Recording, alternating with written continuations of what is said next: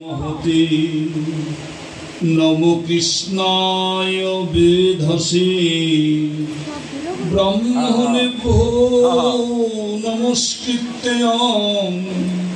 धर्मानुवक्षे सनातनान्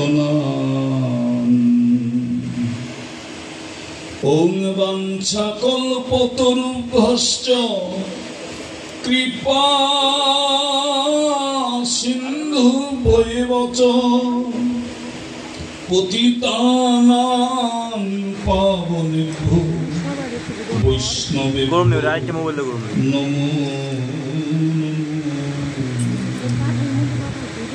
ओं तुलसी काननं यत्र यत्र पद्म वनानि च पुराणो पठनं यत्र तत्र सन्निहितो हरि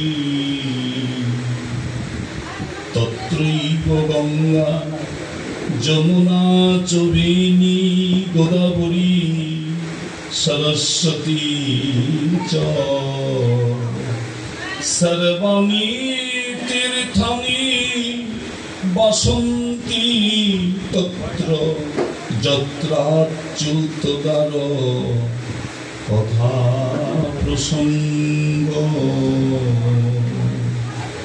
ओं नारायणं नमस्कृत्य नरं चैव नरोत्तमं देवीं सरस्वतीं व्यासं ततो जयमुदीरये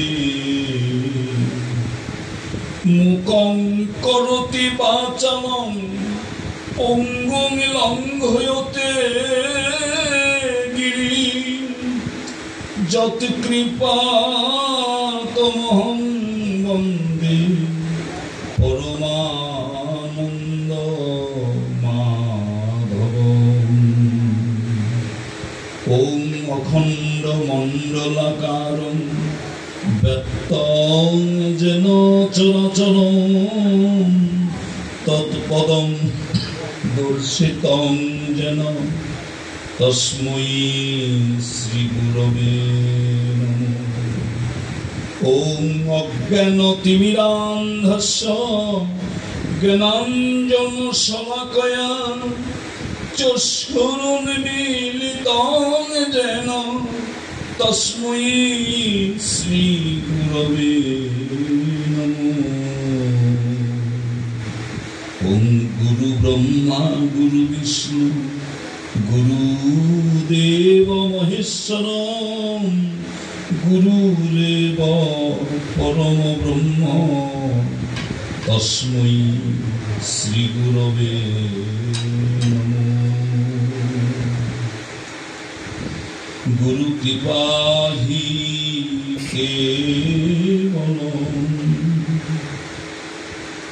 हे कृष्ण करुणा सिंधु दीनबंधु जगतपते गोपेश गोपिका कांत राधा कांत नमस्तुते।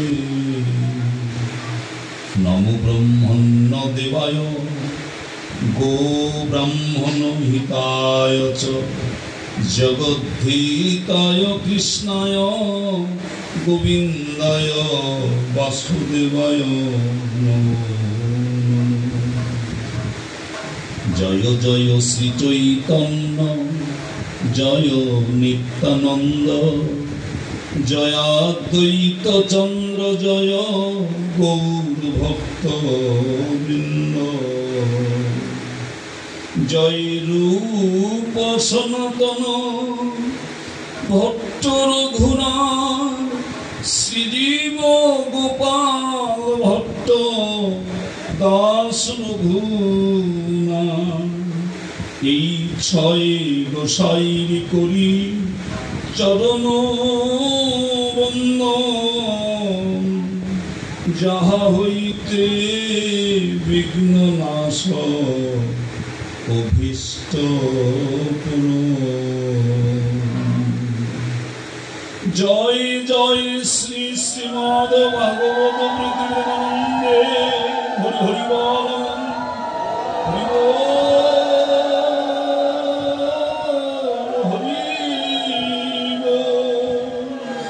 হরি বল হরি বল।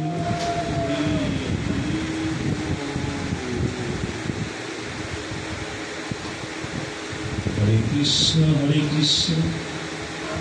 কৃষ্ণ কৃষ্ণ হরে হরে, হরে রাম রাম রাম হরে হরে।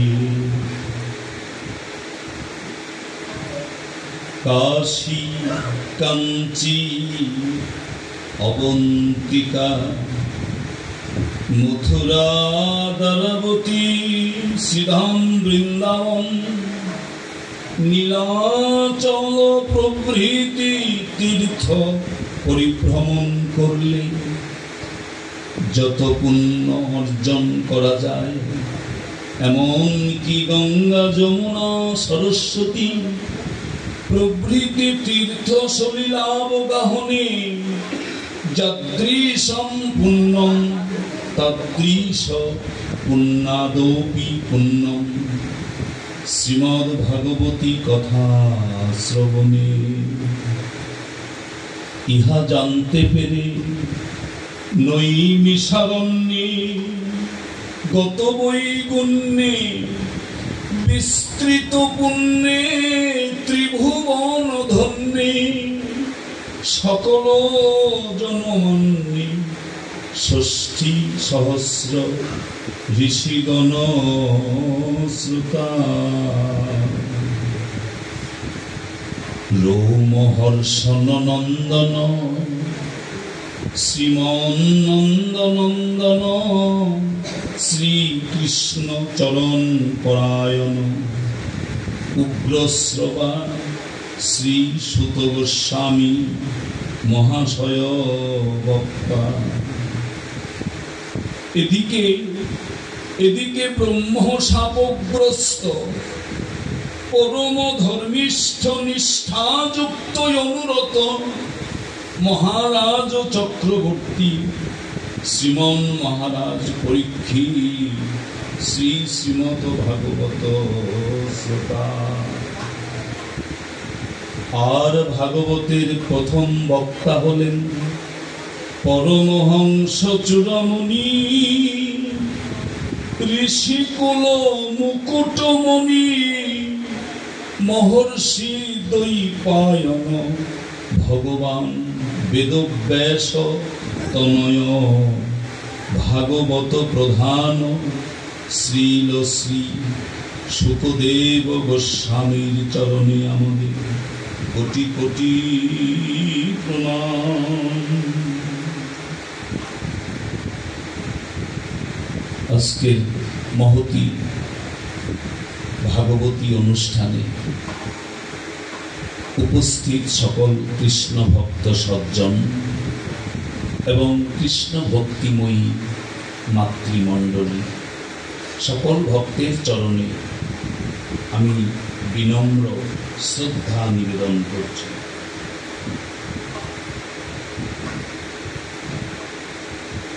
ভগবান শ্রীকৃষ্ণ ভাগবতের ভাষায় শ্রীকৃষ্ণই হলেন ভগবান। কৃষ্ণস্তু ভগবান স্বয়ং। শ্রীকৃষ্ণ হলেন স্বয়ং ভগবান, যিনি বিশ্ব ব্রহ্মাণ্ডের সকলের সৃষ্টি স্থিতি এবং প্রলয়ের কর্তা।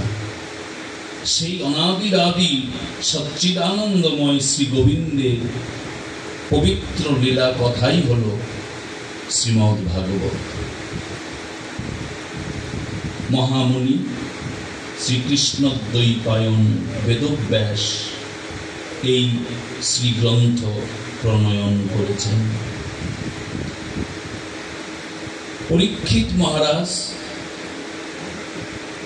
তিনি শশাগোরা পৃথিবীর রাজা ছিলেন, পাণ্ডব কুল তিলক ছিলেন।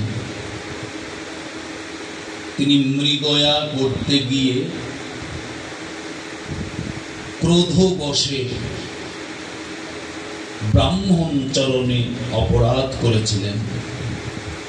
সেই বৈষ্ণব অপরাধের কারণে তিনি অভিশপ্ত হলেন। সামান্য অভিশাপ নয়, সাক্ষাৎ মৃত্যু। গুনে গুনে 7 দিন পার হওয়া মাত্রই মহারাজ পরীক্ষিতের মৃত্যু হবে। মহারাজ পরীক্ষিত জানতে পারলেন যে আমি অভিশপ্ত হয়েছি, আমার মৃত্যু হবে 7 দিন পরে। তখন তিনি সিদ্ধান্ত নিলেন,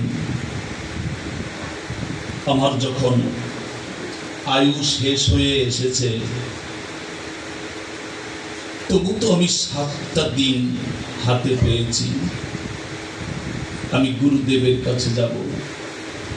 গুরুদেব আমাকে এই 7 দিন যেভাবে চলতে বলেন আমি সেইভাবে চলব। তখন হরিদ্বারে গুরুদেব সুখদেব গোস্বামীকে মহারাজ পরীক্ষিত প্রণাম করলেন। সজল নয়নে মহারাজ পরীক্ষিত গুরুদেবকে জিজ্ঞাসা করলেন, পুরুষ সেহ যৎকার্যং মৃয় মনুষ্য সর্বথা। হে গুরুদেব, আপনি আমায় দয়া করে বলুন, আসন্ন মৃত্যুতে জীবের কি করণীয়? সুখদেব গোস্বামী পরীক্ষিতের এই প্রশ্ন শুনে যার পর নাই আনন্দ পেলেন। বললেন, চমৎকার, অতীব চমৎকার প্রশ্ন করেছ তুমি পরীক্ষিত। আমি তোমার কাছ থেকে তোমার অভিশাপ বৃত্তান্ত শুনলাম। এখন তুমি যে প্রশ্ন আমাকে করেছ, এই প্রশ্ন শুধু তোমার একার নয়, জগতের সবার। কেননা তুমি একাই শুধু মৃত্যুবরণ করবে না, যাদের জন্ম হয়েছে জগতে তাদের সবারই একদিন মৃত্যুর স্বাদ নিতে হবে। আর কেউ মৃত্যুকে আমরা চাই না। মৃত্যু হচ্ছে অনাকাঙ্ক্ষিত, অনভিপ্রেত, কিন্তু তবুও মৃত্যু হচ্ছে পরম সত্য। মহারাজ, তোমার এই প্রশ্নের উত্তর তোমাকেই শুধু দেব না, জগতে সকলকেই দেব ভাগবতের আলোকে। ভাগবত বলছেন, তস্মাদ ভারত সর্বাত্মা ভগবান ঈশ্বর হরি শ্রোতব্য কীর্তিতব্যশ্চ সর্তব্য শ্রেষ্ঠতাভয়ং। পরীক্ষিত,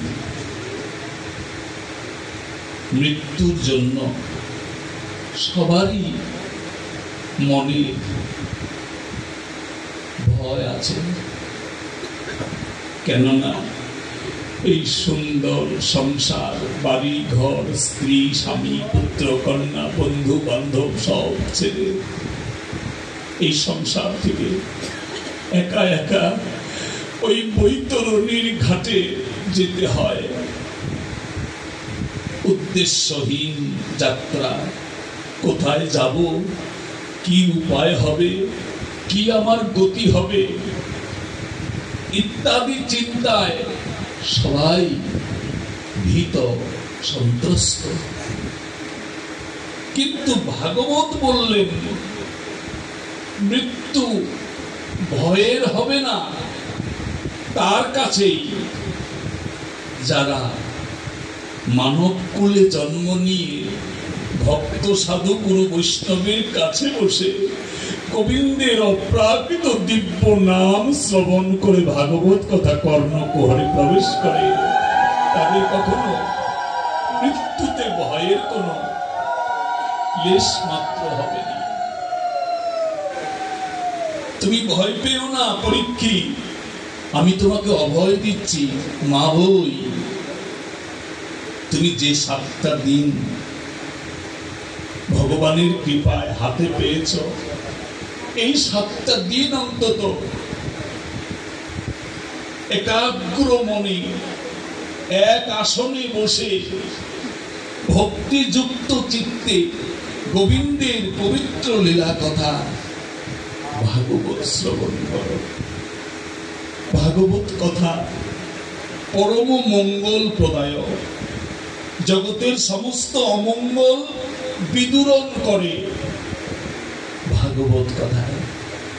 তাই তোমাকে আমি বলি, কর্ণ দুটি দিয়ে আমি ভাগবত আলোচনা করব, আর তুমি তা শ্রবণ করো। ভাগবতে বলা আছে, শ্রবণং কীর্তনং বিষ্ণু শরণং পাদসেবনং অর্চনং বন্দনং দাস্য সক্ষমাত্ম নিবেদন।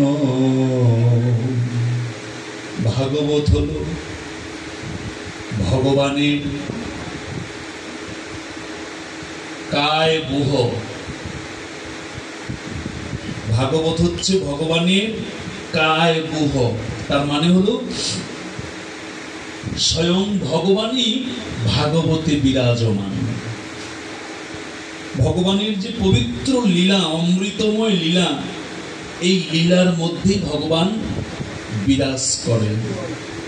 তাই তুমি ভক্তি মনে এই ভাগবত কথা তুমি শ্রবণ করো। তখন মহারাজ পরীক্ষিত বললেন, প্রভু, আপনার চরণে আমি শরণাগত হয়েছি।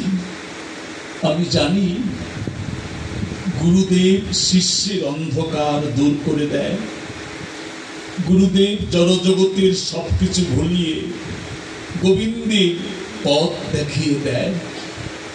তাই আমি আপনার পাদপদ্মে আশ্রয় নিয়েছি।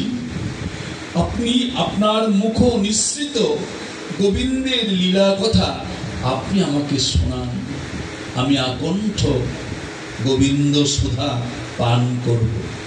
যে পর্যন্ত আমার মৃত্যু না হবে সে পর্যন্ত যেন আমি এই কর্ণ দুটি দিয়ে শ্রী গোবিন্দের লীলা কথাই শ্রবণ করে যেতে পারি। আর আমার অন্য কোনো অভিলাষ নাই, আর আমার অন্য কোনো বাসনা নাই।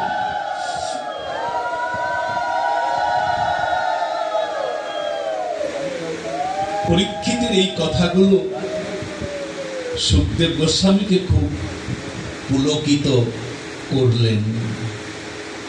সুখদেব গোস্বামী খুব আনন্দ পেলেন। চমৎকার কথা বলছো তুমি, সাধু পৃষ্টং মহাভাগ, তুমি অত্যন্ত সাধু কথা আমাকে জানাচ্ছ। কারণ যারা কৃষ্ণ কথা শুনতে চায় তাদের প্রশ্নগুলোই হচ্ছে সাধু প্রশ্ন। ভগবত কথা, গোবিন্দের কথা, গোবিন্দের উপদেশ, এগুলো জানতে চাওয়া মানেই হলো সাধু প্রশ্ন। হে পরীক্ষিত, আমি নির্দ্বিধায় উদাত্ত কণ্ঠে বলতে পারি, তুমি মহাভাগ্যবান।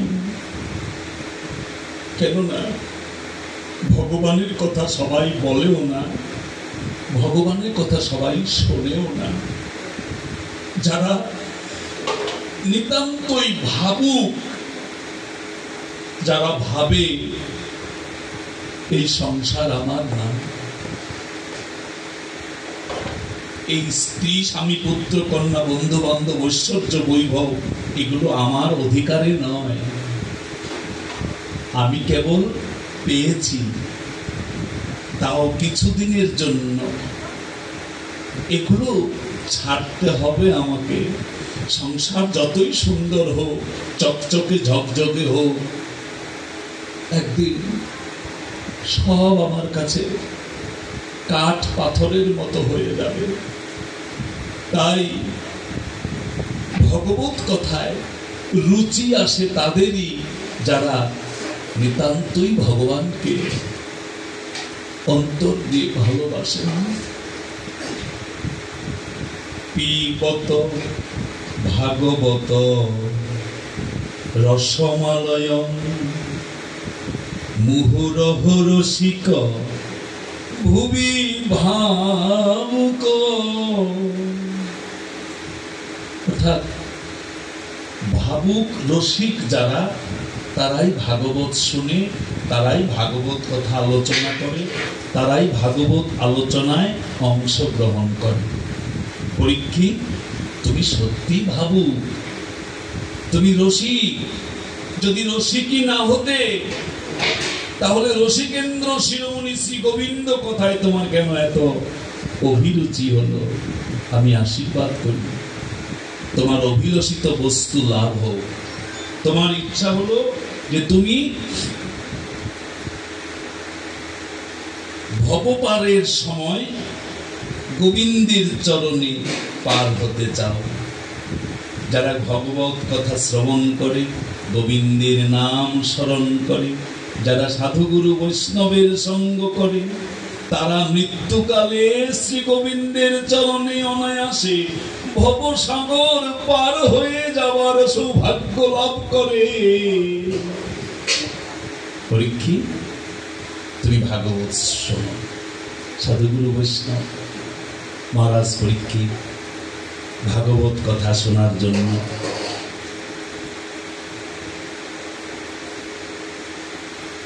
আসনে উপবেশন করলেন। আপনারাও নিজ নিজ আসনে উপবেশন করেছেন। কেন? ভগবানের দিব্য লীলা কথা শ্রবণ করার জন্য। আজকে যে ভাগবতের আয়োজনটা হয়েছে আপনারা সবাই অবগত।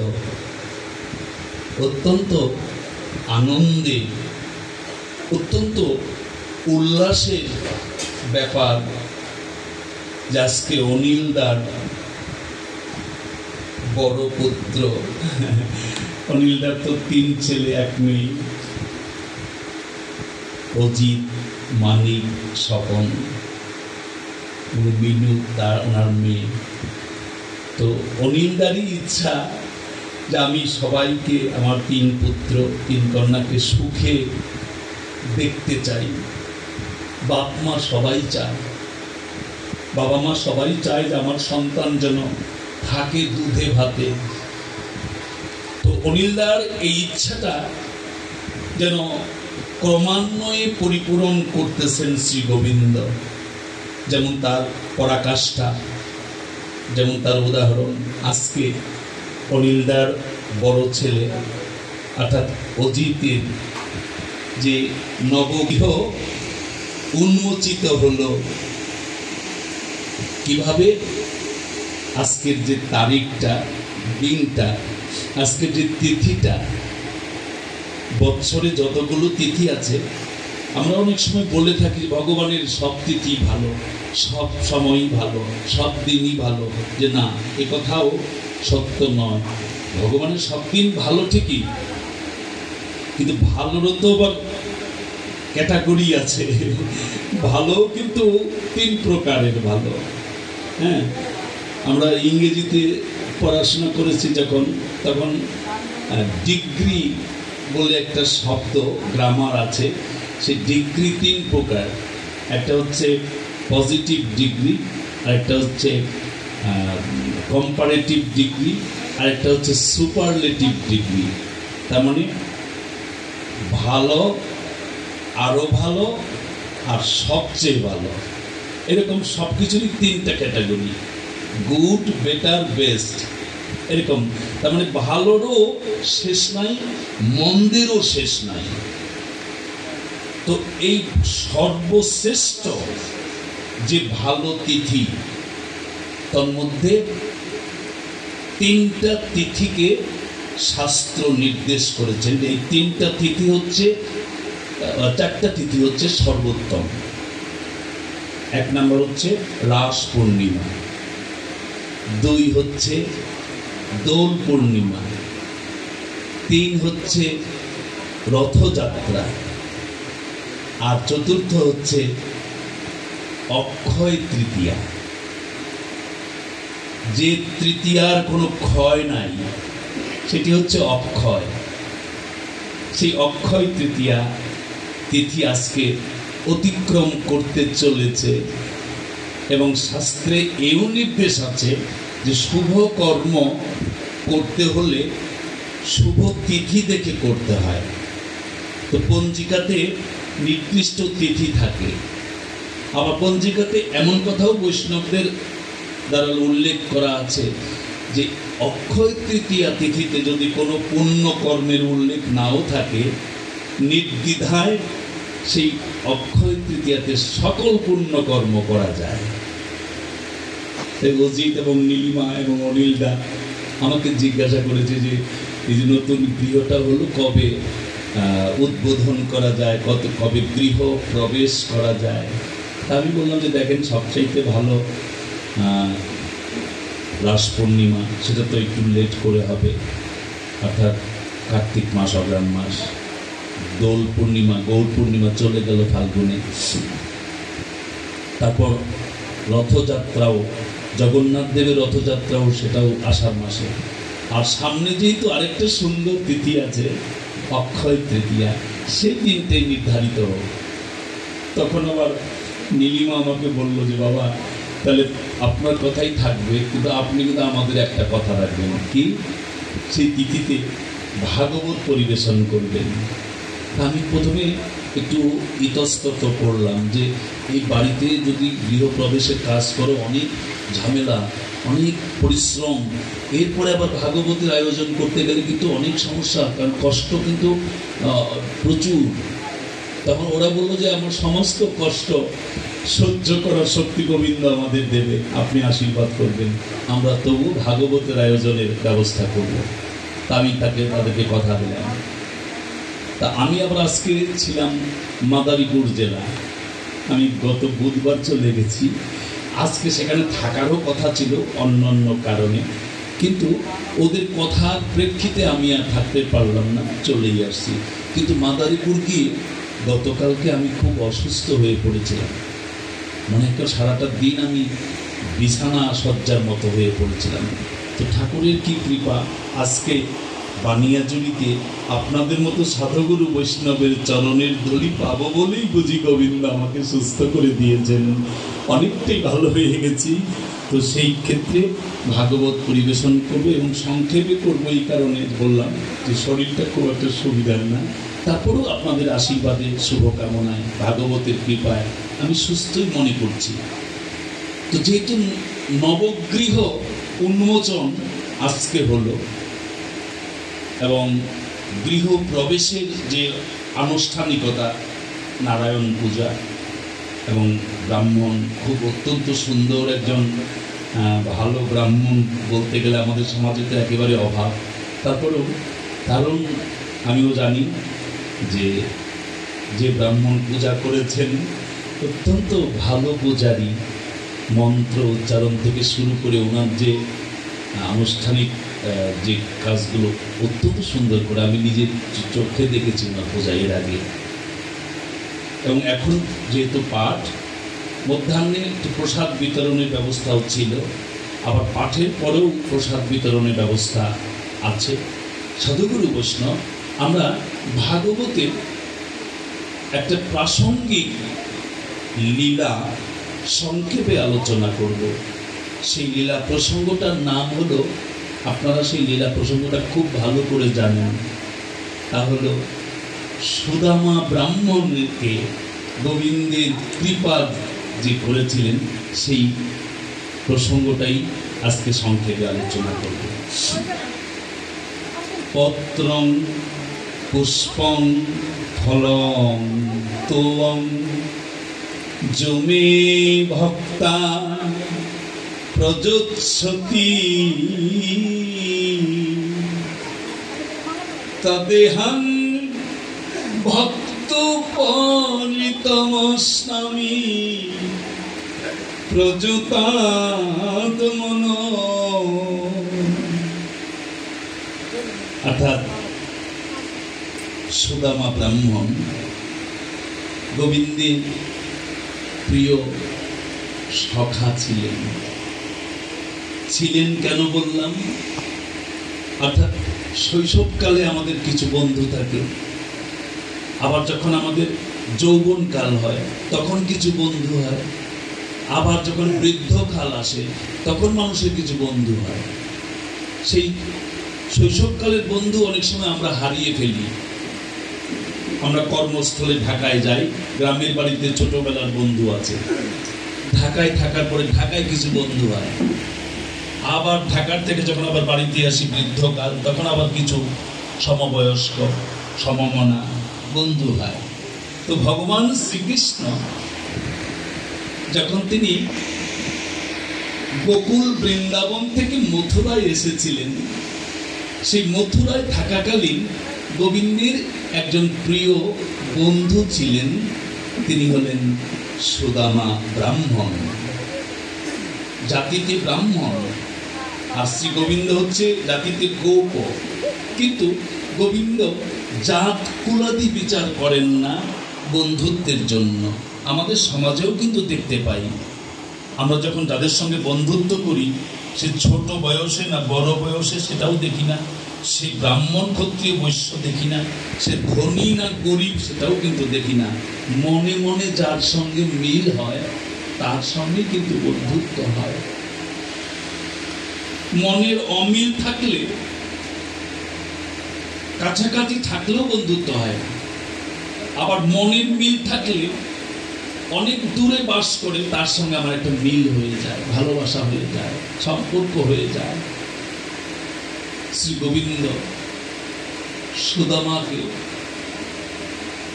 কত যে ভালোবেসেছেন, সুদামাও গোবিন্দকে অত্যন্ত ভালোবেসেছেন। একজন আরেকজনকে ছাড়া কিছুই জানে না। সুদামাকে নিয়ে শ্রী গোবিন্দ অবন্তিপুরে গিয়েছিলেন দীক্ষা গ্রহণ করার জন্য। 64 কলা মন্ত্র পাওয়ার জন্য সুদামা ব্রাহ্মণকে নিয়ে গোবিন্দ গিয়েছিলেন অবন্তিপুরে। গুরুদেব ছিলেন শান্তিপনি মুনি।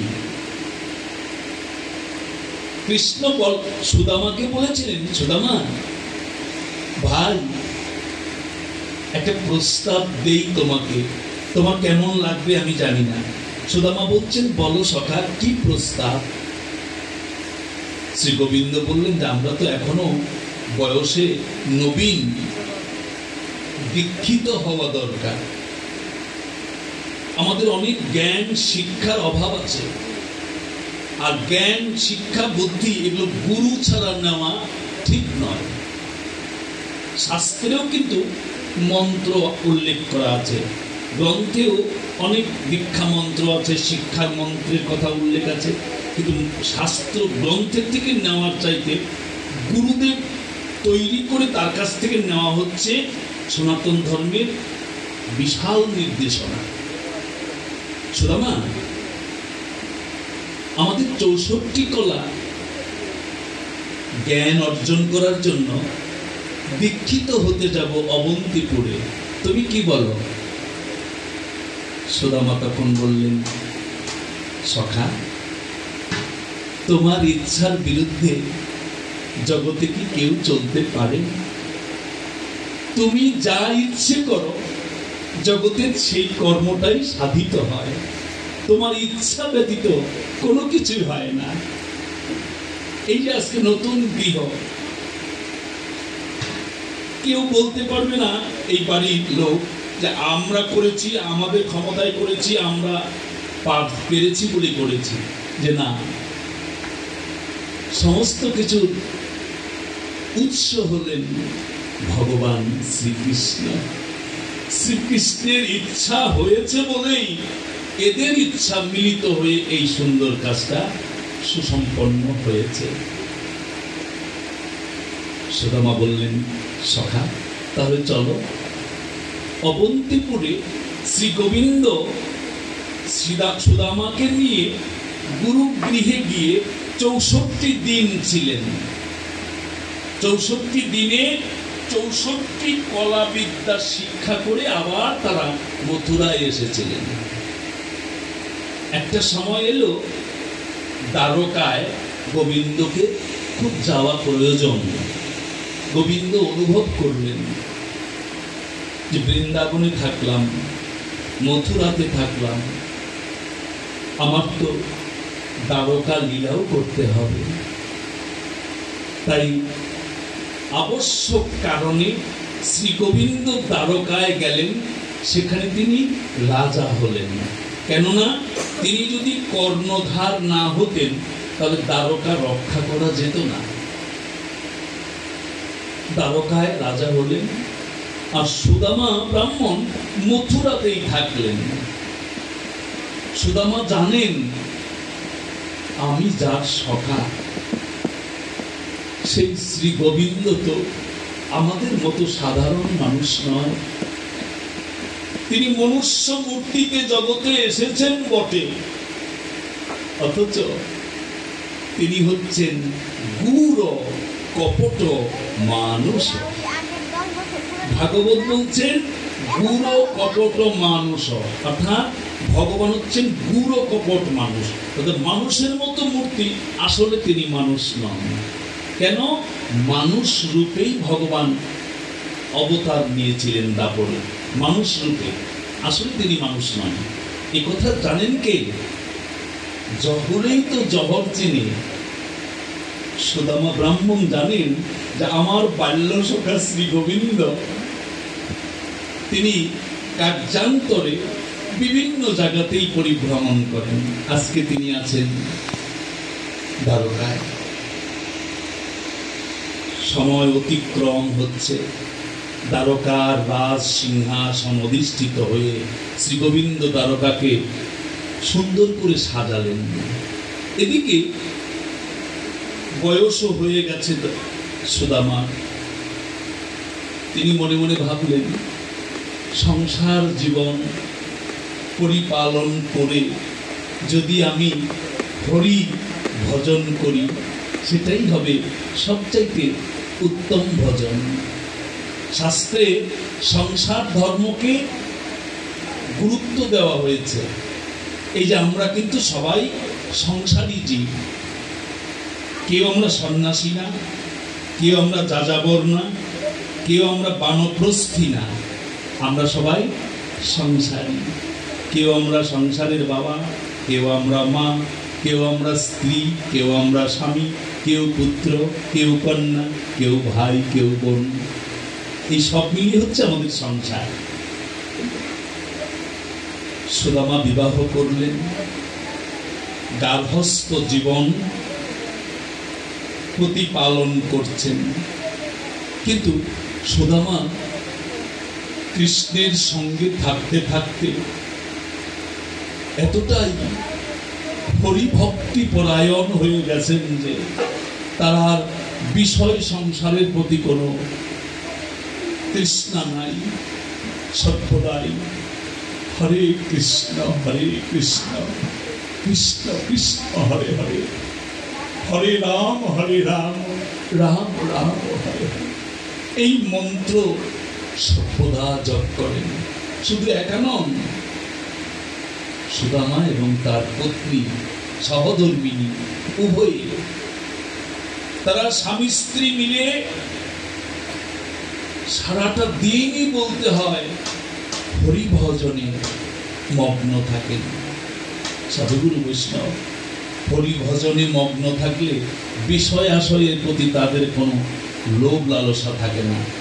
আর বিষয় আশয় যারা আমরা করি, আমরা কিন্তু অর্থ উপার্জন করি, ধনী হতে চাই, সঞ্চয় করি, আমাদের অভাব কমে যায়, সংসারের সচ্ছলতা আসে।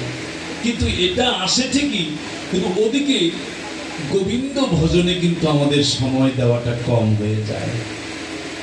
সুদামা ব্রাহ্মণের এই যে হরি ভজন পিপাসা, তাতে কি হলো, সংসারের বিষয় ঐশ্বর্যের প্রতি তার সময় দেওয়াটা একেবারেই কম হয়ে গেল। আর ফলশ্রুতিতে সংসারে নেমে এলো অভাব, দারিদ্র। আর দারিদ্র কতটাই দুঃসহ একমাত্র দরিদ্ররাই জানে। ইচ্ছে মতো ভালো মন্দ উপাদেয় খাবার খাওয়া যায় না, ভালো পোশাক পরিচ্ছদ পরিধান করা যায় না, সুন্দর বাড়ি ঘরে বসবাস করা যায় না, বিভিন্নমুখী কষ্ট দুঃখ সহ্য যন্ত্রণা ভোগ করতে হয় দরিদ্রদের। সুদামা ব্রাহ্মণের স্ত্রী একদিন মনে মনে ভাবছেন, আমার স্বামী এই বিশ্ব সংসারের অধীশ্বর শ্রী গোবিন্দের বাল্যকালের সখা ছিলেন। গোবিন্দ হচ্ছেন কল্পতরু, বাঞ্ছা কল্পতরু, তার কাছে যা চাওয়া যায় গোবিন্দ তাই দেন। অথচ আমার স্বামী সেই বাঞ্ছা কল্পতরু শ্রী গোবিন্দেরই বাল্যকালের সখা, অথচ আমাদের সংসারে এত অভাব, এত কষ্ট, এত দারিদ্র, এগুলো কি ঘুষবে না? এগুলো কি যাবে না? এই ভাবনা ভাবতে ভাবতে সুদামা ব্রাহ্মণের স্ত্রীর চক্ষু দুটি দিয়ে অবারিত ধারায় অশ্রু বর্ষণ হচ্ছে। ইত্যবসরে সুদামা ব্রাহ্মণ গৃহে প্রবেশ করে দেখেন তার স্ত্রী কাঁদছে। সুদামা তার স্ত্রীকে বলছেন, কল্যাণী, কল্যাণী, তোমার চোখে জল, তুমি কাঁদছো কেন? কিসের জন্য তুমি কান্নাকাটি করছো? একবার তো মুখ ফুটে আমাকে কিছু বলো না। আমি তোমার স্বামী, তোমার সুখ দুঃখের ভাগীদার আমি। কে তোমাকে কি বলেছে? কোথায় তুমি দুঃখ কষ্ট পেয়েছ? আমাকে খুলে বলো, দেখি না তোমার দুঃখ কিছুটা দূর করতে পারি কিনা, লাঘব করতে পারি কিনা। তখন স্ত্রী বলছে, নগো, কেউ দুঃখ দেয়নি। আমি না একটা অবান্তর ভাবনা ভাবছিলাম, তোমাকে বললে তুমি কষ্ট পাবে, তাই তোমাকে বলি নাই। সুদামা বলছেন, বলো কল্যাণী, কি কষ্ট, কি দুঃখ? তখন স্ত্রী কেঁদে কেঁদে বলছেন, দেখো, আমরা যে পল্লীতে বাস করি, আশেপাশে যারা বাস করে তাদের চাইতে আমরা অতি দরিদ্র, একেবারে অভাবী। আমরা না পারি ভালো মন্দ শ্রী হরির সেবা করাতে, না পারি সেই সেবার প্রসাদ সেবা গ্রহণ করতে। অন্যদের কত বাসযোগ্য সুন্দর বাড়িঘর, অথচ আমাদের বাড়িঘর দেখো কত আটপৌরে, কত দুর্বল। আচ্ছা,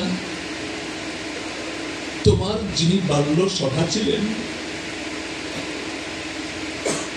বলে আর বলতে পারছেন না স্ত্রী। সুদামা তখন বলছেন, হ্যাঁ বলো কল্যাণী, আমার বাল্য সখার কথা বলছো? ওই যে শ্রী গোবিন্দ? হ্যাঁ বলো বলো। বাহ, তোমার মুখ থেকে আমার বাল্য সখা শ্রী গোবিন্দের নাম উচ্চারিত হলো, ভালোই হলো। বলো কল্যাণী, তুমি কি বলতে চাও? তখন স্ত্রী বলছেন, দেখো, শুনেছি তোমার বাল্যকালের সখা শ্রী গোবিন্দ হচ্ছেন বাঞ্ছা কল্পতরু, তার কাছ থেকে যাই কিছু চাওয়া যায় তিনি অকাতরে দান করে কৃতার্থ করেন। তাই তুমি কি একবার তোমার বাল্যকালের সখার কাছ থেকে কিছু চাইতে পারো না? সুদামা বলছেন, কল্যাণী কি চাইবো? কল্যাণী বলছেন, কেন? আমাদের অভাব দূর হোক, আমাদের বাসযোগ্য একটা গৃহ হোক, আমাদের পরিধেয় পোশাকের উন্নয়ন হোক, আমাদের অভাব সরে যায়। এইভাবে কি কিছু গোবিন্দের কাছে চাওয়া যায় না? সুদামা তখন লজ্জায় অধোবদন হয়ে স্ত্রীকে বলছেন, কল্যাণী, তুমি এই কথা ভাবছো? আমার বাল্যকালের সখা শ্রী গোবিন্দকে তুমি তো জানো, সে যে শুধু আমার মতো একজন নরাধম নয়, সে হচ্ছে এই বিশ্ব ব্রহ্মাণ্ডের অধীশ্বর অনাদি শ্রী গোবিন্দ। তার যে মহিমা, তার যে গুণগ্রাম বলে শেষ করা যাবে না। সে যে ভক্ত বৎসল, সে যে ভক্ত বাঞ্ছা কল্পতরু, তিনি যে অন্তর্যামী। কল্যাণী, আমরা অভাবী, আমরা দরিদ্র, কষ্ট দুঃখ সহ্য করে বেঁচে আছি, এই কথা কি আমার বাল্য সখার কাছে বলতে হবে? সে কি জানে না? সে সবই জানে। তিনি হচ্ছেন সর্বজ্ঞ শিরোমণি। তখন স্ত্রী আর কোনো কথা বলতে পারছেন না। স্বামী বলছেন, সুদামা বলছেন, কল্যাণী, একটা কাজ করতে পারি। তার কাছে না চাইলেও তিনি সবই জানেন কি জন্য তার কাছে আমরা যাই, কি জন্য স্তব করি, স্তুতি করি, ভালোবাসি। তবে তার কাছে যেতে পারি আমি। স্ত্রী বললেন, তাহলে তাই যাও, গেলেও তো বুঝতে পারবে। স্বামী বলছেন, হ্যাঁ যেতে পারি, তুমি যখন এতই পিড়াপিড়ি করছো। আর দেখো কল্যাণী, আমিও না হতভাগা, কেননা যার সঙ্গে শিশুকালে খেলেছি, কাঁধে কাঁধ ধরে হেঁটেছি, আনন্দ করেছি, উল্লাস করেছি, সেই অনাদির আদি সচ্চিদানন্দময় শ্রী গোবিন্দকে যে আমি ভুলেই বসে আছি। অথচ তুমি আমার স্ত্রী হয়ে আমাকে তুমি আমার সেই বাল্যকালের সখা শ্রী গোবিন্দের কথা স্মরণ করিয়ে দিলে। ভালোই হলো কল্যাণী, এই জন্যই তো তুমি আমার স্ত্রী, পত্নী। স্ত্রীকে পত্নী বলা হয় কেননা জানো, স্বামীর পতন থেকে যে উদ্ধার করে তিনি হচ্ছেন পত্নী। আমি গোবিন্দকে ভুলে গিয়েছিলাম, আমার বাল্যকালের সখা শ্রীকৃষ্ণকে আমি একেবারেই বিস্মৃত হয়ে গিয়েছিলাম। আজকে তুমি আমার মনের মধ্যে তোলপাড় করে দিলে সেই গোবিন্দের কথা উচ্চারণ করে। ও কল্যাণী, তোমার জয় হোক, তুমি আমাকে স্মরণ করে দিলে গোবিন্দ কথা। সাধুগুরু বৈষ্ণব এই জগতে এক একজন এক এক কথা স্মরণ করিয়ে দেয়। কেউ বলে আমাকে এটা দিও, কেউ বলে ওটা দিও, কেউ বলে আমার এটা এই জিনিস লাগবে। শুধু চাওয়া পাওয়া, লোভ লালসা কামনা বাসনার সংসারে বাস করি। কিন্তু এই কামনা বাসনা লোভ লালসার সংসারে যিনি একমাত্র আমাকে কৃষ্ণ কথা স্মরণ করিয়ে দেয়, কৃষ্ণ নাম গুণগান কীর্তনে নিয়ে যায়, সেই হচ্ছে আমাদের কাছে সবচাইতে পরম বান্ধব। জগতে আর কেউ বান্ধব নাই গো। জগতে যারা বন্ধু বলে পরিচিত তারা শুধুমাত্র আমার কাছ থেকে স্বার্থ আদায় করে। ফিকিরি ফন্দি করে কৌশল করে আমার কাছ থেকে কিভাবে কিছু খসিয়ে নেবে, টেনে নেবে, জোর করে নেবে। এই হচ্ছে আমাদের বন্ধুর জগৎ। কিন্তু আজকে সুদামা ব্রাহ্মণের স্ত্রী, সেও সুদামার বন্ধু, স্বামী স্ত্রী, এটা হচ্ছে স্বর্গীয় সম্পর্ক। এই সম্পর্কের মতো সম্পর্ক জগতে আর একটাও নাই। এই স্বামী স্ত্রীর মধ্যে শুধুমাত্র কাম কামনা, কামিনী কাঞ্চনের সম্পর্ক নয়, স্বামী স্ত্রী মিলে শাস্ত্রে আছে যদি কৃষ্ণ ভজন করা যায় তাহলে পরমানন্দময় সচ্চিদানন্দ শ্রী গোবিন্দ তাড়াতাড়ি সেই গৃহে এসে স্বামী স্ত্রীকে কৃতার্থ করে। একা ভজন করার চাইতে দম্পতিরা যদি ভগবানকে ভজন করে তাতে গোবিন্দের কৃপা তাড়াতাড়ি বর্ষণ হয়। আজকে সুদামা ব্রাহ্মণ তার স্ত্রীকে বলছেন, কল্যাণী, তাহলে আর বিলম্ব নয়, যেহেতু আমাদের অভাব, দারিদ্র, দুঃখ, কষ্টের ব্যাপার আমি বলবো না ঠিকই, কিন্তু তবুও আমি গোবিন্দের কাছে আজকে যাব, কারণ আমি গোবিন্দকে ভুলেই গিয়েছিলাম। আর এই সংসারে অভাব, কষ্ট, দুঃখ, কৃষ্ণকে ভুলে আছি বলেই তো এত বেশি হচ্ছে। আমার গৌর হরি গৌরাঙ্গ মহাপ্রভু বললেন, কৃষ্ণ ভুলি যেই জীব অনাদি বহির্মুখ, অতএব মায়া তারে দেয় সংসার দুঃখ। কৃষ্ণকে ভুলে থাকলে মায়া পিশাচী সংসার দুঃখ আমাদের দেবেই। আর যারা কৃষ্ণকে স্মরণে রাখে, মননে রাখে, চিন্তায় রাখে, কথনে রাখে, তাদেরকে মায়া কিচ্ছু করতে পারে না। কেননা কৃষ্ণ সূর্য সম, মায়া অন্ধকার, যাহা কৃষ্ণ তাহা নহে মায়ার অধিকার। যেখানে কৃষ্ণ নাম, যেখানে কৃষ্ণ পূজা, যেখানে কৃষ্ণ বিগ্রহ, যেখানে কৃষ্ণ ভক্ত, যেখানে কৃষ্ণের কথা প্রসঙ্গ, সেখানে কখনো মায়া পিশাচী এসে দাঁড়াতেও পারে না। সেখান থেকে কৃষ্ণ নামের কারণে সমস্ত অভাব, অভিযোগ, দুঃখ, দারিদ্র পিশাচী দূরে পলায়ন করে।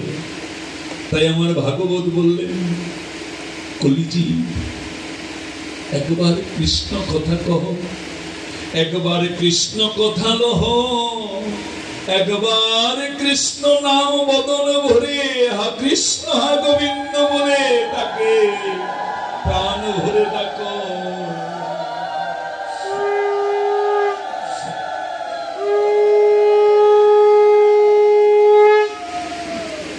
সুদামা ব্রাহ্মণ বলছেন তার স্ত্রীকে, কল্যাণী, আমি তো এখন যাব, প্রস্তুতি নিচ্ছি মনে মনে, কিন্তু একটা কথা যে বলতে ইচ্ছে করছে, খালি হাতে কি যাব? শ্রীকৃষ্ণ, যদিও তিনি আমার বাল্য সখা ছিলেন, এখন তো তিনি বাল্য সখা নন, এখন তিনি দ্বারকাধীশ। তার কাছে গেলে খালি হাতে যাওয়াটা কেমন হয়? কিছু গোবিন্দের জন্য উপহার, উপায়ন নিয়ে গেলে আমি যে একটু হলেও শান্তি পাব।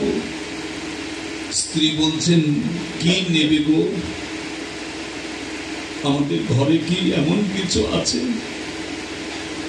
তা নিয়ে তুমি যাবে? তবে হ্যাঁ, আমাদের তো ভিক্ষা করার অভ্যাস আছে, মাঝে মাঝে হরি পূজা আমরা ভিক্ষা করেই তো দিই।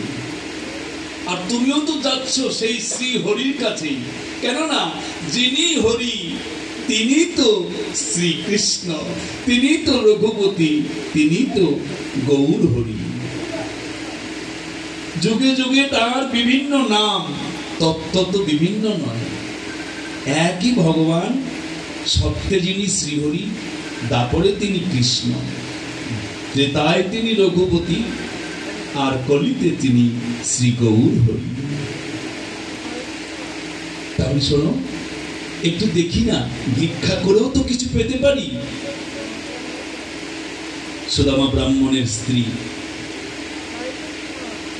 ভিক্ষার ঝুলি কাঁধে নিয়ে এক বাড়িতে গিয়ে বলছেন, ওগো, ঘরে কে আছো? আমাকে কিছু ভিক্ষা দাও। ঘর থেকে গৃহকর্ত্রী বেরিয়ে এসে দেখে ব্রাহ্মণ পত্নী ভিক্ষা চাইতে এসেছে। বলছেন, কি ভিক্ষা নেবে?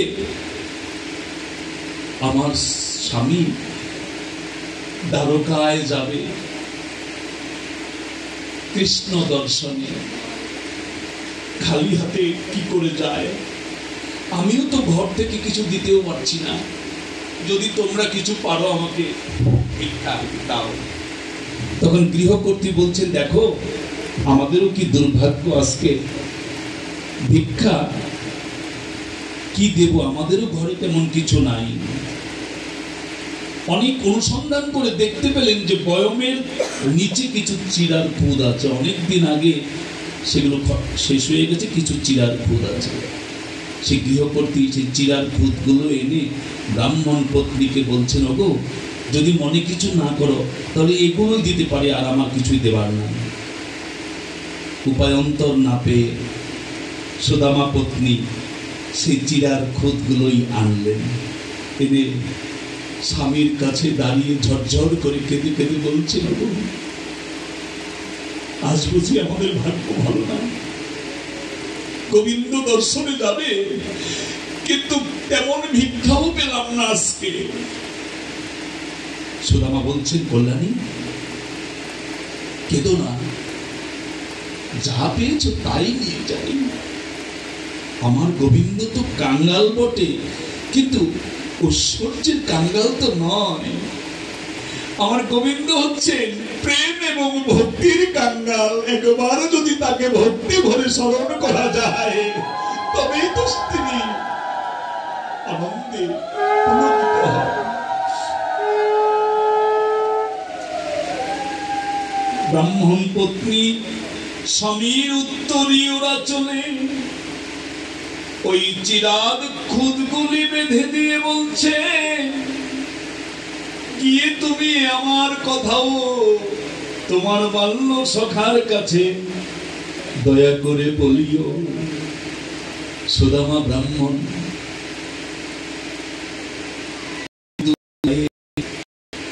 হেঁটে দ্বারকার অভিমুখে চলছেন, চোখ দিয়ে অঝরে অশ্রু বর্ষণ হচ্ছে, মনে মনে ভাবছেন, দ্বারকার রাজা তিনি, যদিও আমার বাল্য বন্ধু, আমাকে যদি এখন সে না চিনতে পারে, আর তাকে কত জনা কত কিছু উপহার দেয়, আমি এই সামান্য চিরার খুদ নিয়ে তার কাছে কিভাবে দাঁড়াবো? যাকে আমি কিছু যে নিয়ে গেছি আমার বাল্য সখাকে বুঝতেই দেব না, আমি শুধু যাব এই নয়ন দুটিকে সার্থক করার জন্য। এই নয়ন দুটি দিয়ে কতদিন আমি ওই চাঁদ বদন দেখি না, আজকে যদি আমার স্ত্রীর পীড়াপিড়িতে আমি ওই গোবিন্দের বদনখানাও দর্শন করতে পারি, তবু মনে করবো আমার ভাগ্যখানা সুপ্রসন্ন। তবু তোমার স্ত্রীর জন্য কৃষ্ণ দর্শন হলো, এটা আমি ভাবতে পারবো। মনে মনে কৃষ্ণ নাম স্মরণ করতে করতে দ্বারকার দিকে চলছেন আর চলছেন। একটা সময় এলো, দ্বারকায় পৌঁছে গেলেন সুদামা। গিয়ে দেখেন রাজবাড়ি তো সিংহদ্বার, সেখানে অনেক প্রহরী দাঁড়িয়ে আছে। সুদামা ব্রাহ্মণ একটু মনে মনে হীনবল হয়ে পড়েছেন যে এই সিংহদ্বার দিয়ে আমি যে ঢুকবো, কে আমাকে চিনে এখানে? আমি একজন হত দরিদ্র ব্রাহ্মণ, এখানকার কেউ তো আমাকে চেনে না, আমি কি যেতে পারবো? এই মনে করে সুদামা সেই সিংহদ্বারের নিচ দিয়ে হেঁটে হেঁটে রাজ সিংহাসনের কাছে যাবেন গোবিন্দকে দর্শন করার জন্য। হঠাৎ করে প্রহরীরা রাস্তা আটকিয়ে দাঁড়ালো। কে তুমি? নাম কি তোমার? ধাম কোথায়? কোথায় যাচ্ছ? তুমি চেনো এটা কোন জায়গা? সুদামা বলছেন, আমাকে তোমরা একটু যেতে দাও। কেন যাবে তুমি? কার কাছে যাবে? সুদামা বলছেন, তোমাদের দ্বারকার যিনি রাজা, সে কৃষ্ণচন্দ্র হলো আমার বাল্যকালের বন্ধু, তাই আমি বন্ধুর সঙ্গে একটু দেখা করতে যাব। প্রহরীরা বলছেন, প্রহসন করার জায়গা পাও না তাই না? তোমার বাল্য বন্ধু আমাদের কৃষ্ণচন্দ্র? আশ্চর্য ব্যাপার, তোমার মাথা কি নষ্ট হয়ে গেছে? সুদামা ব্রাহ্মণ হতবাক হয়ে গেলেন। আর বুঝি আমার কৃষ্ণ দর্শন হলো না। আবার অনুনয় বিনয় করে বলছেন, আমাকে একটু যেতে দাও। তখন প্রহরীরা বলছেন, শোনো, তোমার বাল্যবন্ধু যদি আমাদের কৃষ্ণচন্দ্রই হয়, তাহলে কৃষ্ণচন্দ্রের কাছ থেকে অনুমতি নিয়ে আসবো, তবে তোমাকে যেতে দেব। সুদামা ব্রাহ্মণ বলছেন, কৃষ্ণচন্দ্রের কাছে অনুমতি চাইলে সে কি দেবে? সে কি এখন আমাকে মনে রাখতে পেরেছে? হয়তো আমাকে চিনবে না, আমাকে জানবে না, বুঝবে না, অনুমতি নাও দিতে পারে। আচ্ছা ঠিক আছে, তাহলে আমি এখানে দাঁড়িয়ে থাকি, দেখি আমার ভাগ্য যদি ভালো হয়, তাহলে হয়তো আমার বাল্যবন্ধু অনুমতি দিতেও পারে। তোমরা একটু জিজ্ঞাসা করে আসো। আমি এখানে দাঁড়িয়ে রইলাম। সেই সিংহদ্বারের নিচে দাঁড়িয়ে রইলেন সুদামা ব্রাহ্মণ, হাত জোর করে অপরাধীর মতো। আর প্রহরীরা শ্রী গোবিন্দের কাছে গিয়ে নতজানু হয়ে প্রণাম করলেন গোবিন্দকে। গোবিন্দ বলছেন, প্রহরী, এই অসময়ে তোমরা আমার কাছে এসেছো? প্রহরীগণ বলছেন, প্রভু, একটা অনুমতি চাইতে এসেছি আপনার কাছ থেকে। অনুমতি? কিসের অনুমতি? প্রহরীরা বলছেন, একজন অতিথি অনেকক্ষণ যাবৎ এসেছে আপনার সঙ্গে দেখা করতে, তাকে আমরা ভেতরে ঢুকতে দেইনি। আপনার অনুমতি ছাড়া তো কাউকে ঢুকতে দেওয়া হবে না। প্রভু, আপনি বলুন, তাকে কি ঢুকতে দেব? গোবিন্দ বলছেন, বাহ, কে এসেছে নাম বলছো না, ধাম বলছো না, আমি কিভাবে অনুমতি দেব? তখন প্রহরীরা বলছেন, প্রভু, নাম হয়তো আমরা জিজ্ঞাসা করি নাই ভুলে, ধামও হয়তো জানি না, কিন্তু সে শুধু বারবার একটা কথাই বলছে। কৃষ্ণ বলছেন, কি বলছে সে? প্রহরীরা বলছেন, প্রভু, সেই অতিথি সে বলছে বারবার আপনি নাকি তার বাল্যকালের বন্ধু। শ্রী গোবিন্দের মন উচাটন হয়ে গেছে। কি বলছে? আমি তার বাল্য বন্ধু? নাম টাম কিছু বলেনি। ভগবান ভাবছেন, নিশ্চয়ই আর কেউ নয়, আমার সঙ্গে হয়তো দেখা করার জন্য আমার বাল্য বন্ধু সুদামা বিপ্রই বুঝি এসেছে। না, আচ্ছা শোনো প্রহরীগণ, তাকে দেখতে কেমন? প্রহরীরা বলছেন, প্রভু, শীর্ণ গাত্র, জীর্ণ বস্ত্র পরিধেয়, চক্ষু কঠোরাগত, দরিদ্র, শতছিন্ন বস্ত্র পরিধেয় একজন ব্রাহ্মণ। গোবিন্দ তখন আর আবেগ সম্বরণ করে রাখতে পারলেন না, আপ্লুত হয়ে বলছেন, ওগো প্রহরী, তাকে আর ভেতরে আসতে দিও না। প্রহরীরা চমকে গেছেন, গোবিন্দ কি বলছেন আমরা তো বুঝতে পারছি না। প্রহরীগণ বলছেন, প্রভু আপনি কি বলছেন আমরা কিছুই বুঝতে পারছি না, অনুমতি পেলাম কি পেলাম না। ভগবান বলছেন, ওগো না, সেই অতিথিকে আর ভেতরে আসার অনুমতি দেওয়ার প্রয়োজন নাই। এবার সেই অতিথিকে দেখা করার জন্য আমি নিজেই চলে যাব। এই বলে গোবিন্দ ঊর্ধ্ববাহু হয়ে সুদামা, সুদামা, সুদামা তুমি এসেছো, এই বলে সুদামা ব্রাহ্মণকে গোবিন্দ গিয়ে জড়িয়ে ধরলেন দু বাহু দিয়ে, আর বলছেন, সুদামা, আজ অনেক দিন হলো আমার তৃষ্ণার্ত বুক যেন তৃপ্তি পেল, তুমি এসেছো।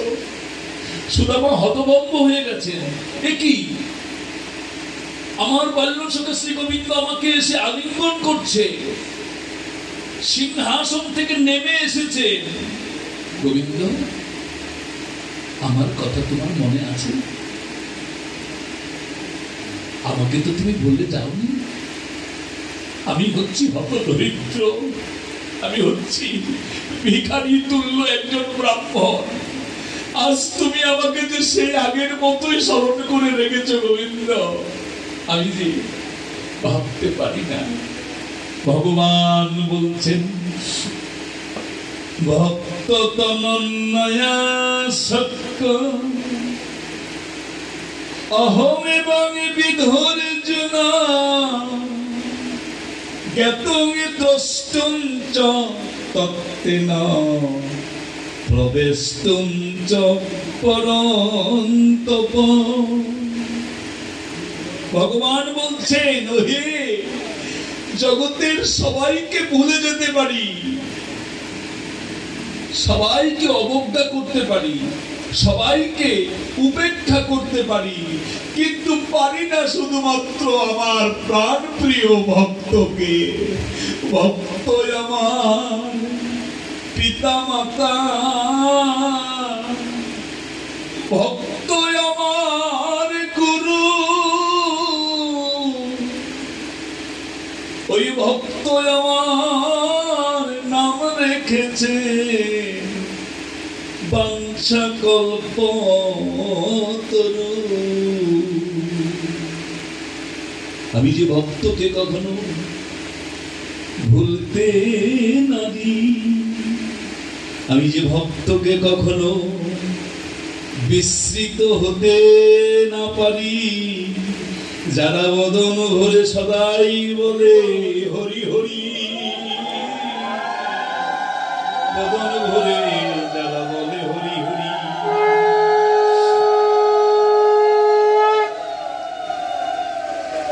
সুদামা, তোমাকে ভালোবাসি কেন জানো? দুটো কারণে।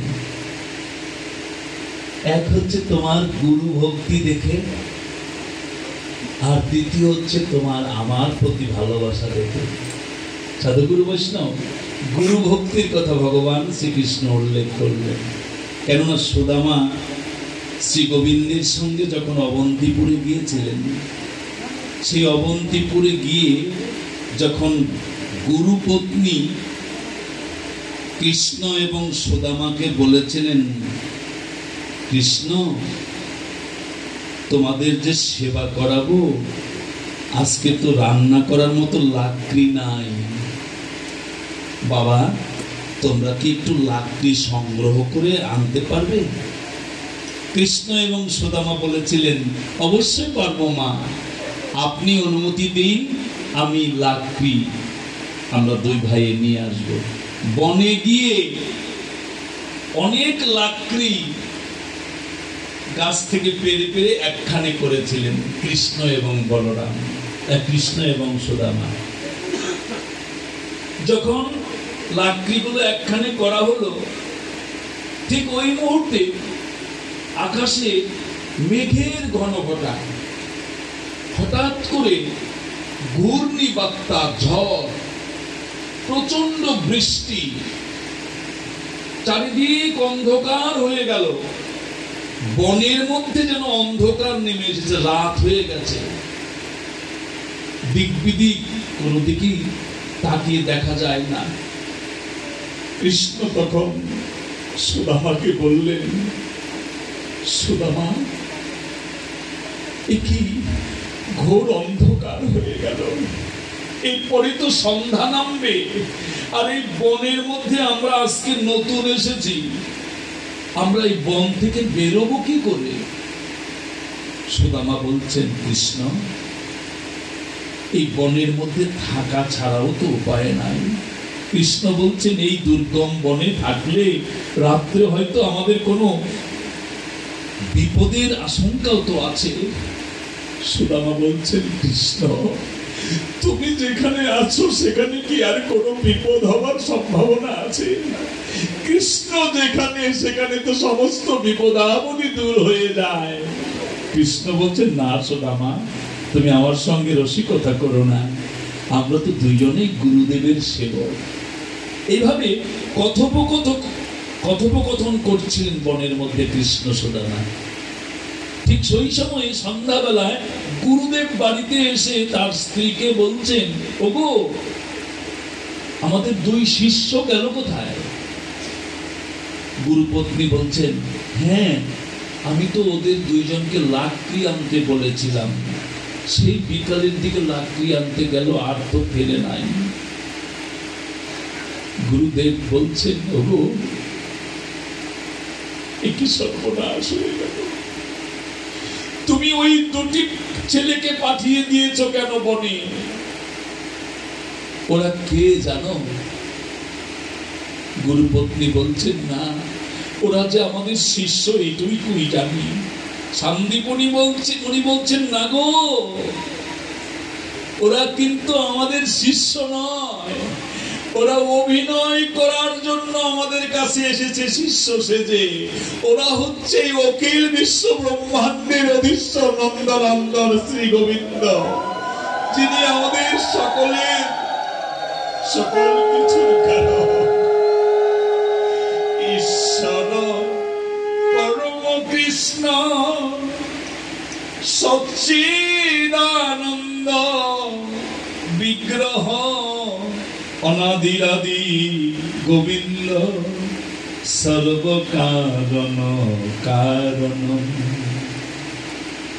কৃষ্ণ একা পারতেন না বনে যেতে, সুদামা ব্রাহ্মণ তাকে সহযোগিতা করেছিলেন। সুদামা বলেছিলেন, কৃষ্ণ, গুরুদেবের সেবা কাজ যদি না করতে পারি, এই জীবনটাই তো অধন্য। তাই কষ্ট হোক, দুঃখ হোক, তবু গুরু পত্নীর আদেশ আমরা মান্য করতে বনে চলে যাই, চলো। কৃষ্ণ বলছেন, সুদামা, তোমার সেই দিন গুরুদেবের প্রতি ভালোবাসা, শ্রদ্ধা, গুরু পত্নীর প্রতি প্রেম ভক্তি দেখে আমি বড় মুগ্ধ হয়েছি। এই সংসারে গুরুই হচ্ছেন শিষ্যের আশ্রয়দাতা। গুরুর মাধ্যমেই তো ভগবানকে পাওয়া যায়। গুরু ব্রহ্মা, গুরু বিষ্ণু, গুরুদেব মহেশ্বর, গুরুদেব পরম ব্রহ্ম, তস্मै শ্রী গুরুবে নমঃ। গুরুদেব সবকিছু, ভগবানই নররূপে গুরু হয়ে জগতে আসেন। শাস্ত্রের কথা, গুরুকে কখনো মনুষ্য রূপে দেখতে না। সাধুগুরু বৈষ্ণব, গুরু শিষ্যের কথা এখানে একটু আলোচনা করলাম এই কারণে, আজকে যে বাড়িতে বসেছি, অনিন্দার 3 পুত্র, আমি যদিও নাম কাওয়াস্তে গুরু হয়েছি ওদের, আসলে আমি অন্তঃসার শূন্য, কিছুই জানি না, কিছুই বুঝি না। কিন্তু আমার এখন মনে পড়ে ওরা আমাকে কেন এত ভালোবেসে দীক্ষা মন্ত্র নিল। এই প্রসঙ্গে একজনের কথা আমার মনটাকে আচ্ছন্ন করে দিচ্ছে। তিনি হলেন এই বানিয়াজুড়িরই ধর্মীয় চেতনার বাতিঘর। তিনি হচ্ছেন স্বর্গীয় সুশীল চন্দ্র বালু মহাশয়। তাকে আমিও গুরু বলে জানি। এখানে যখন আমি প্রথম ভাগবত পাঠ করতে এসেছিলাম, তার আগেই সুশীল কাকার সঙ্গে আমার ভালোবাসা। ওনার বাড়িতে, দুর্গা বাড়িতে আমি অনেক বছর তবলা, হারমোনিয়াম, বাজনা শেখা, গান শেখার জন্য এসেছি। তখন থেকে উনি আমাকে চেনেন। তারপরে ভাগবত পাঠক হিসেবে চিনতেন না, এখনো ভাগবত পাঠক হইতে পারি নাই। তো পাঠ করতে এসে আমাকে কাকা বললেন, নন্দ, আমাকে উনি নাম ধরে ডাকতেন, আমার যে কি ভালো লাগতো। নন্দ, তুমি কিন্তু একটা বন্ধের দিন রেখে, দীক্ষার দিন রেখে অজিতদের মন্ত্র দেবে, সঞ্জয়কে মন্ত্র দেবে, দিলীপকে মন্ত্র দেবে, এরকম আরো কয়েকজনের নাম আমাকে উল্লেখ করলো। আমি তখন বললাম, কাকা, আমাকে যে আপনি এত ভার দিচ্ছেন, আমি কি সইতে পারবো? তখন আমাকে বলছেন, তুমি যার ছেলে, কেন পারবে না? তুমি যার নাতি, কেন পারবে না? তুমি যে বংশে, কেন পারবে না? ঠিক এই কথাগুলো আমার কানে যেন এখনো বাঁচতেছে। উনি বলছেন, সাধুগুরু বৈষ্ণব, কিছুই আমার ব্যক্তিগত অর্জন নাই। আমার যদি কিছু অর্জন থাকে, সেটা হচ্ছে আমার গুরুদেব স্বর্গীয় শ্রী ব্রজগোপাল গোস্বামী প্রভুপাদের। সেটা হচ্ছে আমাদের বেদিলা গোস্বামী আলোকিত পুরুষদের কারণে বেদিলার মাটিতে জন্ম নিয়েছি, তাই আমার নিজের কিছু নাই।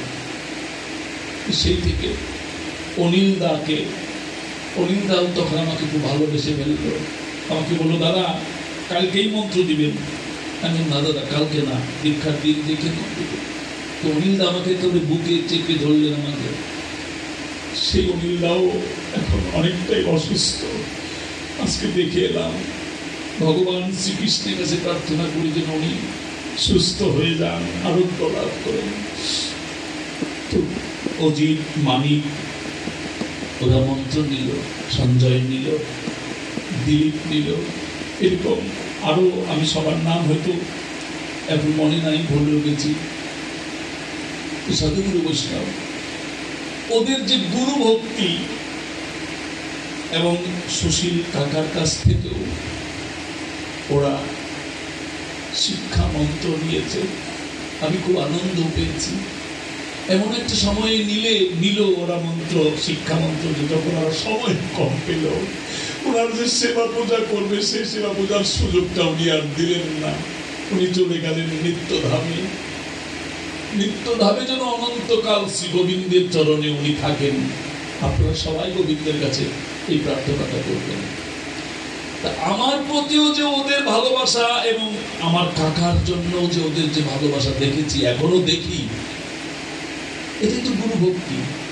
এরকম গুরু ভক্তি তো আমার মধ্যেও নাই। আমি আমার গুরুকেও এতখানি ভালোবাসি না, ওরা আমাকে যে ভালোবাসে। ভগবান শ্রীকৃষ্ণ সুদামাকে বললেন, আমাকে যতখানি ভালোবাসো, তাতে যতখানি খুশি হয়েছি, গুরুর প্রতি তোমার যে প্রেম প্রীতি ভালোবাসা, তা দেখে আমি বেশি খুশি হয়েছি। সুদামা, আর কথা নয়, অনেক কষ্ট করে হেঁটে তুমি এসেছো, চলো চলো, তুমি বিশ্রাম করবে। সুদামা ব্রাহ্মণকে ভগবান শ্রীকৃষ্ণ নিয়ে গেলেন, ধরে ধরে নিয়ে কি করলেন, সেই সোনার যে সিংহাসন যেখানে কৃষ্ণচন্দ্র বসেন, সেখানে বসালেন। সুদামা লজ্জা পাচ্ছেন, সংকোচ করছেন, না গোবিন্দ, আমি এখানে বসবো কেন? গোবিন্দ বলছেন, তুমি এখানে বসবে। রুক্মিণী দেবীকে বললেন, ওগো দেখো কে এসেছে, ওকে বাতাস করো বিজন দিয়ে, ঘেমে গেছে, হেঁটে হেঁটে এসেছে, আর পায়ে কত কাদা মাটি লেগে গেছে হেঁটে হেঁটে আসতে। ভগবান শ্রীকৃষ্ণ নিজে পাদ্য মানে পা ধোয়ার জল নিজে এনে সুদামা ব্রাহ্মণের পা দুখানা ধুয়ে দিয়ে পাদধৌত জল শ্রী গোবিন্দ মস্তকে ধারণ করে বললেন, আমি যে ভক্তের চরণ ধুলি ও মস্তকে ধারণ করে পরম আনন্দ অনুভব করি, কেননা ভক্ত যে আমার পরম প্রিয়। এভাবে সুদামার যখন অবসাদ কমল, ক্লান্তি দূর হলো, তখন সুদামার কাছে বসে শ্রীকৃষ্ণ বললেন, সুদামা, একটা কথা কি তোমাকে জিজ্ঞাসা করতে পারি? সুদামা বলছেন, সখা, অনুমতি কেন, তুমি যে কোনো কথা জিজ্ঞাসা করো আমার কাছে। কি বলো সখা, তুমি কি বলতে চাও? কৃষ্ণ তখন বলছেন, সুদামা, তুমি যে আমার কাছে এলে কতদিন পরে, তাই না? সেই কত আগে তোমার সঙ্গে দেখা, এতদিন পরে তুমি আমার সঙ্গে দেখা করতে এসেছ, আমার জন্য কিছু আনোনি? সুদামা ফেল ফেল করে শ্রী গোবিন্দের বদনের দিকে তাকিয়ে আছে, অশ্রু বর্ষণ হচ্ছে, হাত জোর করে বলছেন, সখা, তোমার জন্য আমি আনবো, আমার কি সেই যোগ্যতা আছে? আমার কিচ্ছু নাই, তোমাকে দেবার মতো আমার কি আছে তুমি তো জানো।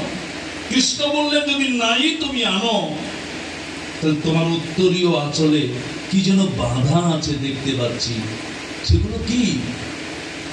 সুদামা একটু লজ্জা পেলেন যে বাঁধা আছে ঠিকই, আমার স্ত্রী দিয়ে দিয়েছে বটে, কিন্তু এগুলো আমি কৃষ্ণকে দেব না ভেবেছিলাম, কেননা আমার চোখের সামনে তো দেখতে পেলাম কৃষ্ণকে কতজনা কত কিছু দামি জিনিস দিচ্ছে, ওর মধ্যে আমি চিরার খুদ কি করে দেই?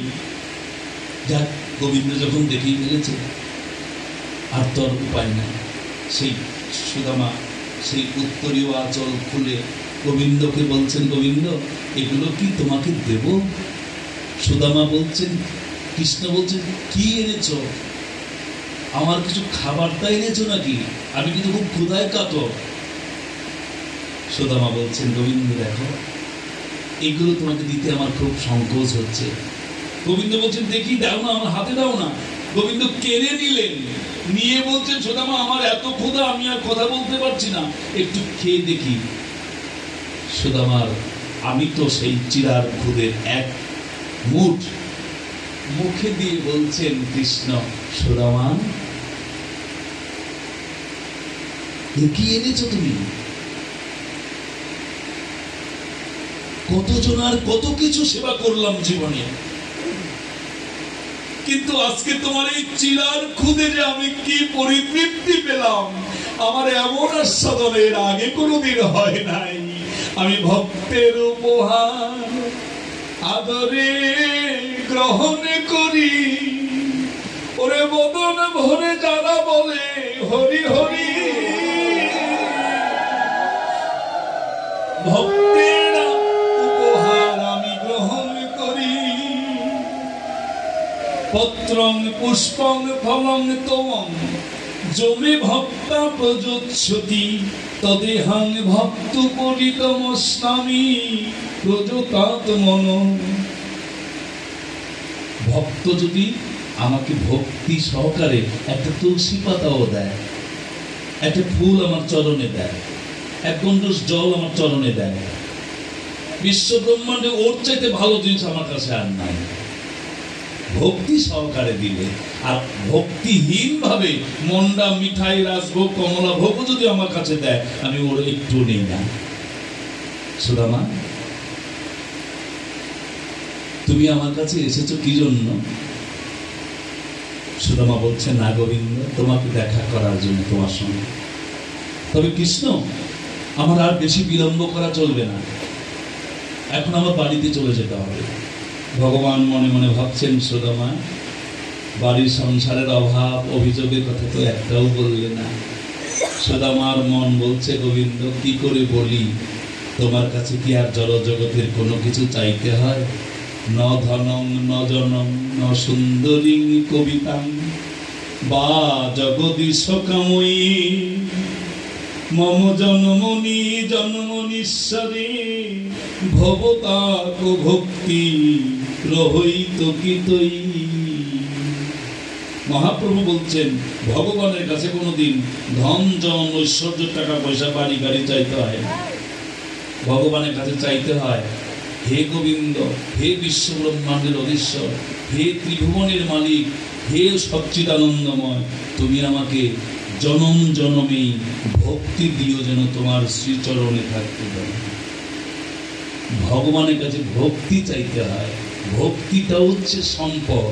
টাকা যেমন সম্পদ, বাড়ি যেমন সম্পদ, ঐশ্বর্য যেমন সম্পদ, ভক্তিও সম্পদ। পার্থক্য হলো অন্য সব সম্পদ এই সংসারে রেখে যেতে হয়, একমাত্র যাওয়ার সময় সঙ্গে যায় ভক্তি সম্পদ। তাই গোবিন্দকে বলতে হয়, তুমি আমাকে ভক্তি দিও, যে ভক্তি ইহকাল পরকালের সম্পদ। গোবিন্দ, আমি আর থাকতে পারছি না, আমি চলে যাই। সুদামা চলে গেলেন। গোবিন্দ মনে মনে ভাবলেন, সুদামার অভাব অভিযোগের কথা কিছুই বলে নাই আমার কাছে। আমি তো জানি সুদামার অবস্থা কি। শুধু সুদামার না, এই বিশ্ব সংসারে সবার খবর গোবিন্দের কাছে আছে। কে সুখে আছে, কে দুঃখে আছে, কে কৃষ্ণ কথা শোনে, কেউ সংসারের কথা শোনে, কে হইচই করে, কে ঝগড়া করে, কেউ গোবিন্দের নাম গুণগান গায়, সব গোবিন্দের কাছে হিসাব আছে। গোবিন্দ মনে মনে ভাবছেন, সুদামার স্ত্রী সুদামাকে বলে দিয়েছিল যে আমাদের সংসারের থেকে অভাব যেন দূর হয়, একটু গোবিন্দকে বইল। কিন্তু সুদামা তো বলে নাই। আমি তো শুনেছি, হে সুদামা, তোমার অভাব থাকবে না, তোমার মতো ভক্তি প্রেম ভালোবাসা যার আছে সেই সংসারে তার অভাব অভিযোগ থাকে না। সুদামা বাড়ি গিয়ে দেখেন যে তার বাড়িটা ছিল ছনের ঘর, এখন দেখে যে বিশাল রাজপ্রাসাদ। সুদামা চিনতে পারছে না যে এটা কোন বাড়ি, কার বাড়ি। চিন্তা করছে যে আমার স্ত্রীকে কোথায় পাবো। দেখে যে তার স্ত্রী আছে ঠিকই সামনে, কিন্তু সুদামা চিনতে পারছে না এই জন্য আমার স্ত্রী।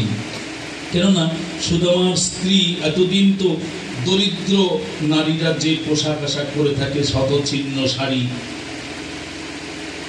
দেখে যে একেবারে যেন বৈকুণ্ঠেশ্বরী লক্ষ্মীর মতো চেহারা হয়ে আছে। শাড়ি খুব একেবারে খুব দামি, খুব সুন্দরী পোশাক পরে আছে। স্ত্রী বলছে, ওগো, গোবিন্দের কাছে কি তাহলে আসলে বলেছ আমাদের অবস্থা পরিবর্তন করার জন্য? সুদামা বলছেন, তুমি কে? স্ত্রী বলছে, কেন আমাকে তুমি চিনতে পারছো না? আমি তোমার সহধর্মিনী। সুদামার হঠাৎ করে জ্ঞান এলো, তাহলে এই বাড়িটাও আমার, এই স্ত্রীও আমার স্ত্রী, কিন্তু এইরকম পরিবর্তন কেন হলো? নিশ্চয়ই গোবিন্দই পরিবর্তন করে দিয়েছে। এরকম বাড়িঘর তো আমার ছিল না, অট্টালিকা হয়ে গেছে। তখন সুদামা কেঁদে কেঁদে গোবিন্দকে বলেন, গোবিন্দ, না চেয়েছি তাতেই তুমি এত কিছু দিয়েছ আমাকে, এবার তোমার কাছে একটা জিনিস চাই। তা হলো, আগে দরিদ্র ছিলাম, ঘর ছিল 8 পৌরে, ওই ছনের ঘরে বসে বসে আমরা স্বামী স্ত্রী তোমার নাম গুণ কীর্তন করতাম। এখন যে অট্টালিকা পেয়েছি, এই অট্টালিকায় থেকে যেন আমাদের আগের মন পরিবর্তন না হয়ে যায়, বরঞ্চ আগে যদি 10 বার হরিগুণ গান গেতাম, এখন এই অট্টালিকায় বসে যেন কোটি কোটি বার তোমার কৃষ্ণ নাম কীর্তন করে তোমার শ্রীচরণে যেন আশ্রয় পেতে পারি।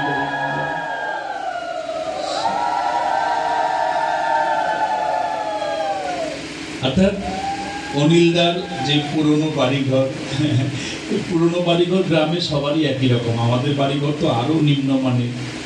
তো এখন আবার অনিলদারই আশীর্বাদ পেয়ে অজিতের এই রাজপ্রাসাদ উপর বাড়িঘর হয়েছে।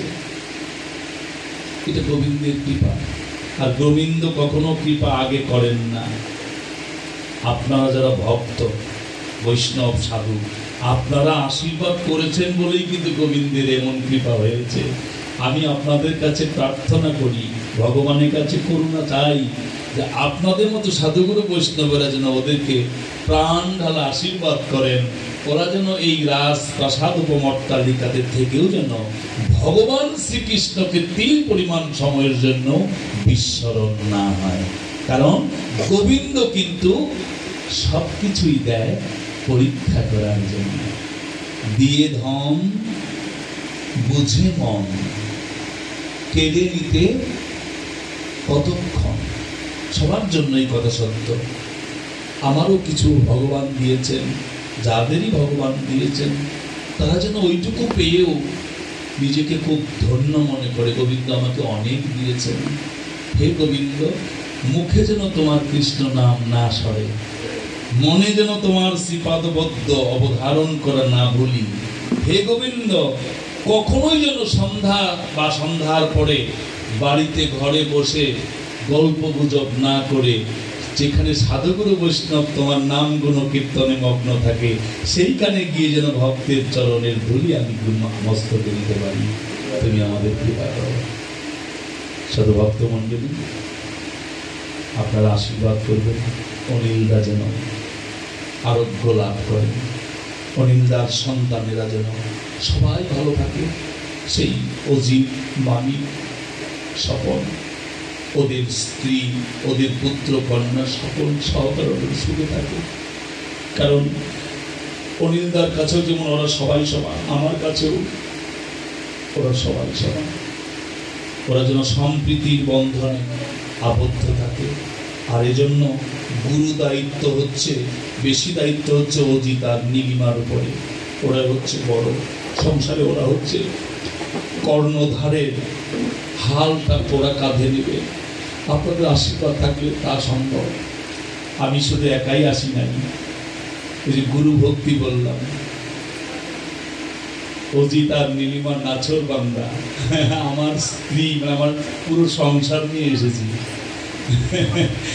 আমার স্ত্রী এবং পুত্রগণ সবাই এসেছে, সবাই এখানে।